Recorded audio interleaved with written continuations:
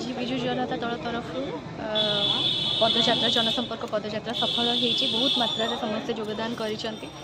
आज भी समस्त हृदय केवल गोटे हाँ से होती बीजेडी सुप्रीमो श्री नवीन पट्टनायक। बर्तमान देखा जहाँकि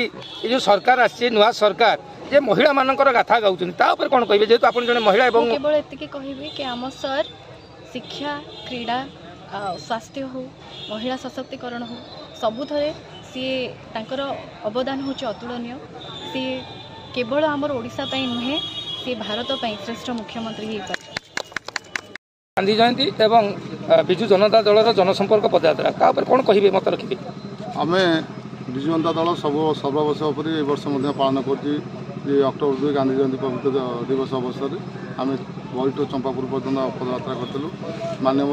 पूर्वतन मुख्यमंत्री श्री नवीन पट्टनायक आह्वान में कार्यक्रम जारी रही लोकों पाखे जोड़ी हाँपाई ये कार्यक्रम और लोकों पाखे आम कि विकास करूँ लोक आने को विकास सहित आलोचना करूँ लोक मैंने आमको अनेक सहयोग देते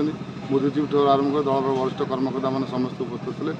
आज निश्चित भाव में माननीय मुख्यमंत्री की एवं भी साधारण लोक जोड़ुं लोकर विकास नूतन भाव सरकार आज कौन कर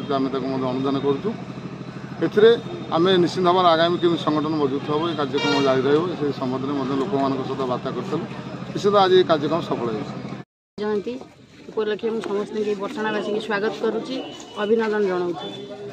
आमर सौभाग्यर कथा आम बर्षणार आसी महात्मा गांधी 1934 मसीहा मे 21 तारिख दिन रेल स्टेशन ठारे बैरी रेल स्टेशन ठारे ओह्लैले से पादरे चली चली आसी एठी चंपापुर रात्रि यापन करते से आम ओडिशावासी नुह आम सारा भारत में आम माने स्वागत करुचु जे आम गांधी आसी आम बर्षणा माटी ओह्लैले से समस्त धन्यवाद दूसरी। यही जो आज जो पदयात्रा है से जो वार्ताटी जीव नवीन पट्टनायक पाखक आम बर्षणा केते आगे अच्छी केते सफल होती आज पदयात्रा आम सफल होती।